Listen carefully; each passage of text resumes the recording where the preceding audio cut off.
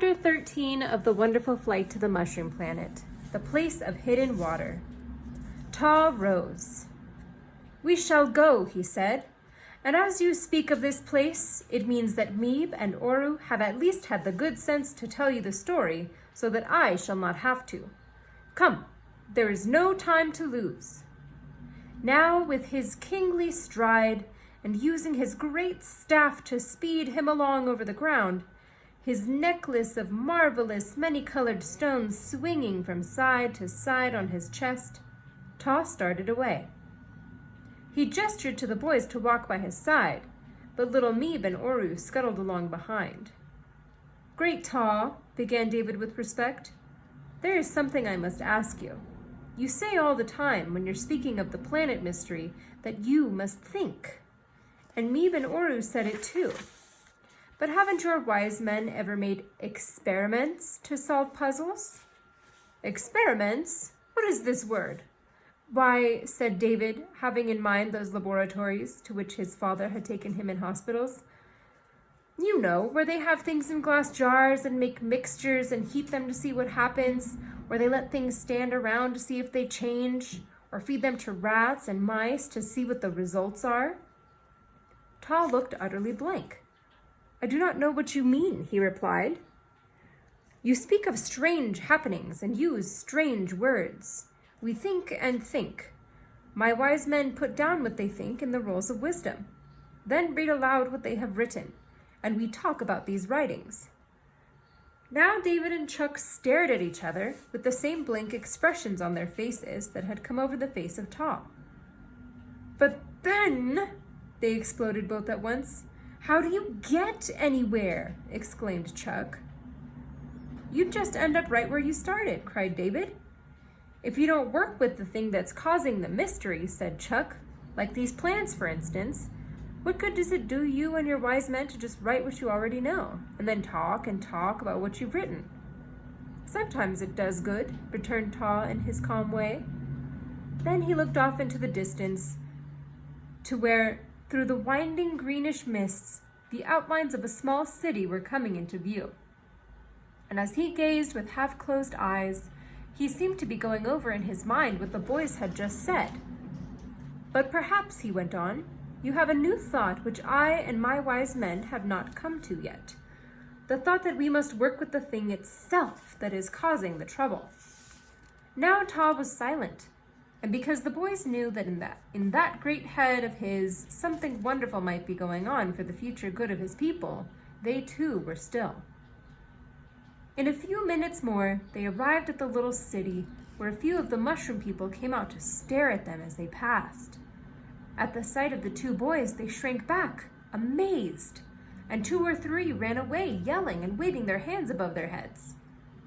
Children clung to their mothers' robes, and just as Meeb had said, they were a nice, healthy green, whereas all the adult mushroom people were gray. "Never fear," boomed Ta, "never fear. These two have come from our protector to save us. Come close and greet them." So, gradually, some of the more courageous ones came close. They could not take their enormous eyes from Chuck and David, but mostly they seemed to want to touch the boys' clothing. So Chuck very kindly took off his plaid woolen jacket and held it out to them. Timidly, as though they thought the jacket might explode or fly away or turn suddenly into something else, they put out their webby hands and rubbed the jacket sleeve between their long, thin thumbs and first fingers. "I too have wanted to put my hands on your robes," admitted Ta, smiling, "but I thought that you might be offended." So now he, as well as his people and his wise men, felt of Chuck's jacket and then of the material of the boys' shirts and shoes and trousers. "It is so strange," they all cried, shaking their heads. "So strange. We don't understand how they could have happened." For a moment, David thought of trying to explain, but when he pictured sheep and how you got wool, and fields of cotton and cotton mills, and looms with threads spinning back and forth, and manufacturing plants with hundreds of people sewing and cutting and putting on buttons and zippers, he heaved a huge sigh. Imagine explaining a zipper to Meeb and Oru. Why, he couldn't have explained a zipper to himself, He was sure he couldn't. Probably even his father or Captain Tom couldn't have explained a zipper. "But we must go," cried Taw suddenly. "Away with you all." And the mushroom people fled back to their funny little low, round, igloo-like houses, like crumbs before a wind. "We must be on our way." After they had left the small city, which was no more than a clump of these igloos, built of blocks of what looked like pale porous rock, the ground became rough. It was no longer covered with the spongy moss that had made their walking so easy, but was now bare earth and rock, and the going was uphill. Steeper and steeper became the path, and around them, on all sides, rose the great thick-stemmed mushrooms and other peculiar plants, with pale, branching arms, covered with what looked almost like spongy leaves. "May I ask, how do you make your robes, Great Taw?" asked David. "We use the flesh of those bilba trees you see there," answered Taw, waving his hand toward the huge mushrooms. "We break them down and pound them and mix them with a liquid we make of the juices of many plants. When this mixture is almost dry, we roll out the substance flat and very, very thin, and after a time it is ready to be made into robes for our people." How quickly Taw walked, and as they went along, David could hear Meeb and Oru scuttling behind like rabbits, puffing and blowing. Now the path became steeper than ever, but up went Taw, sure-footed and quick, between the huge overhanging rocks. Now that no one spoke, and they went leaping upward in silence, David began to notice what looked like tiny, bat-like birds darting high overhead. And once or twice, he thought he saw birds, at least they were flying, or getting through the air in some fashion. They were like small lizards, for they whipped after them long, naked tails as they flashed from one plant to another. And then once, dimly, through the mists and the thick growths, he saw a dark animal shape crashing and lumbering away from them. "Moranbend," remarked Taw, looking back for an instant. "What did you say it was, sir?" asked Chuck excitedly, his eyes widening with eagerness in the hope of getting another view of the mysterious creature. "Moribun," David thought Taw called out, but he couldn't be sure, so he never did learn the name of the beast. Now David and Chuck were gasping. The green air swam before their eyes, and the sweat ran down their faces and down their arms, cold inside their clothing. But Taw remained as calm and unruffled as though he had been strolling across a flat plain. He stopped and looked at them. "It's not much farther," he said, and pointed ahead with his staff. "Smell the air.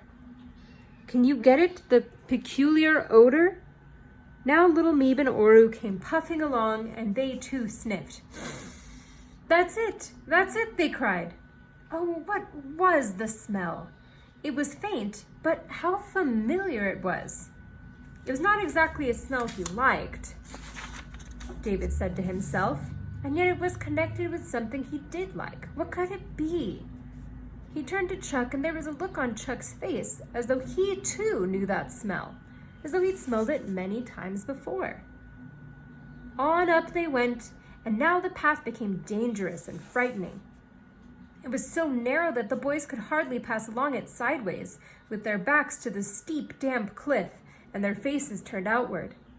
Below them plunged a terrible, dark ravine, the bottom so far down and so thickly filled with the green, moving mist that it seemed as if a ghostly river wound below them. Taw called back cheerfully. They were almost there, he cried, and his voice echoed among the rocks. Presently, to Chuck and David's enormous relief, they came out into a high upland meadow. On three sides rose steep cliffs.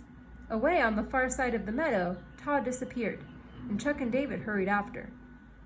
Now they started down into a steep gorge.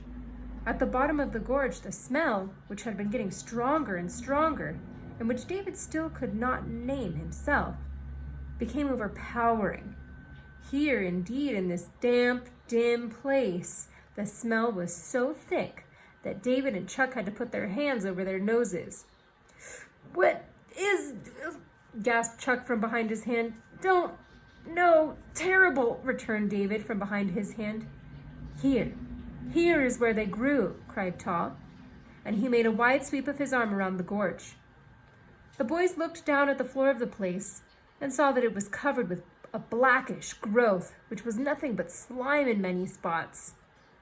When they knelt down, the blackish growth turned out to be hundreds of small, shriveled plants, black in death and useless. But how damp the ground was, and when the boys wet their hands and smelled the dampness, there was a sharp, penetrating odor. The boys stood up, facing Taw. You call this the place of the hidden water, said David. That means that the water that feeds your plants comes up from an underground spring or river. Taw nodded, watching their faces keenly and steadily with his huge, piercing eyes. Simply with his gaze, he seemed to be trying to drag the answer to this mystery out of them. We know this smell, announced Chuck. We know it so well, and we don't like it, but we can remember something at home that has this smell faintly, and whatever it is there, we do like it. But what is it? What is it? We can't think. Now you should have seen the faces of little Meeb and Oru. How they brightened, how they lit up. They came and stood in front of Chuck and David, clasping and unclasping their funny long-fingered hands. Oh, you will help us, they cried. We know you will help us. You'll think of the name of this smell. But Chuck couldn't stand the sight of their joy. Don't be so sure of us, he protested in desperation. Don't be so glad. What's there to be glad about or hopeful or anything? We only remember the smell. And what if we do remember what the smell is? How in Basidium is that going to help us? Again, as it had so many times before, a look of puzzlement came over the wizened faces of the two little men. What is this Basidium you speak of? Questioned Meeb. But Chuck simply made a motion of despair and turned away. Silence! Roared Taw suddenly. Enough wasting of time! But Great Taw, broke in David all at once, I do have a thought. If these plants grow only in this damp place and are watered by this underground spring, they must get what they need from the spring. Have you drunk the spring water to see if it might give you what you need? Taw silently and majestically waved his hand toward his two wise men, and his lips curved in a rather ironical smile. Oh, yes, said Meeb and Oru. Yes, we have. What little we could get, but it was awful. We were sick to death.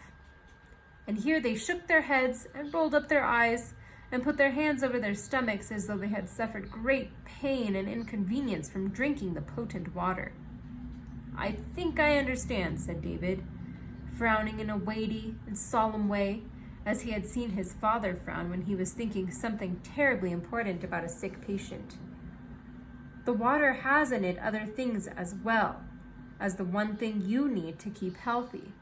And it's the other things that make you sick. Chuck was frowning too, and then his face lighted. That's it, Dave, he cried, that's it. But the plants, as they grow, take only the one thing the mushroom people have to have, he sighed. But that doesn't get us anywhere, he finished disgustedly. We're right back where we started. But Taw did not seem in the least disgusted or discouraged. You are very wise, he said in his calm, level way. Very wise indeed. I should like you to stay with me forever, for I have never heard such thoughts follow one another so beautifully in such neat steps as they have come from your lips. You are far wiser than my wise men. And he turned and bent a terrible look upon those two unfortunates, who lowered their heads and twisted their hands together. But we can't stay, sir, exclaimed David anxiously. We have to leave in a very short time. We've got to hurry. The only thing to do now is for you to take us back immediately and have Meeb and Oru read to us anything from their rolls of wisdom that might help or give some clue. We might come across something that will help us set us on the right track. But don't be hopeful, he ended gloomily. Please don't be too hopeful. Without a word, Taw took the lead up the steep side of the gorge and out across the upland meadow. Now it seemed to take longer than before to wind their slow, perilous way along the narrow path above the ravine and down through the great rocks to the level land again. But perhaps it was because the boys were beginning to be uncomfortably aware of time. "Chuck," cried David, as they hastened along, "it's getting dark. Darker and darker." Yes, it was, but what a strange darkness, for it was rather a kind of a soft green silveriness. Through the winding mists of the planet, which had now completely lost the glow of the sun, the huge shape of the earth was becoming clearer. It was like a moon seen through fog, but what a giant moon, what a stupendous, overpowering moon. On the other side of the sky was a smaller silveriness, which told where the real moon was. "Dave," said Chuck in an odd voice, "just think how it would be if Basidium weren't covered with this greenish mist. Why, the poor Basidiumites would hardly ever have any dark. If one side of the planet weren't in the sun, then there'd be the earth sending down its earthlight. Not warm, of course, but awfully bright. And so big when it was right overhead, it'd be about 10 times as big as the moon." "Yes," breathed David, staring up. "What a queer business it all is." And they both stopped for a minute to gaze at the luminous shape of the earth hanging above them. Then they started forward again, still staring, so that they almost plunged from the cliffside. "Watch!" cried Taw in alarm. "You must watch. You must look where you go." "But we can't miss the earth," Chuck said, hurrying on. "That's one thing sure. Even if we don't leave Basidium exactly on time, we'll still hit it somewhere. At least, I should think we would." "Somewhere?" exclaimed David, aghast. "You mean the barren wastes of Tibet?" He shivered. "What time is it, Chuck?" 3:15, reported Chuck briefly. 3/4 of an hour before we've absolutely got to go. We'll never make it, Dave. I mean, we don't stand a chance of helping Taw's people." "No," answered David in a low voice so that Taw shouldn't hear. "No, it doesn't look like it, does it, Chuck? But still, Mr. Bass said not to doubt.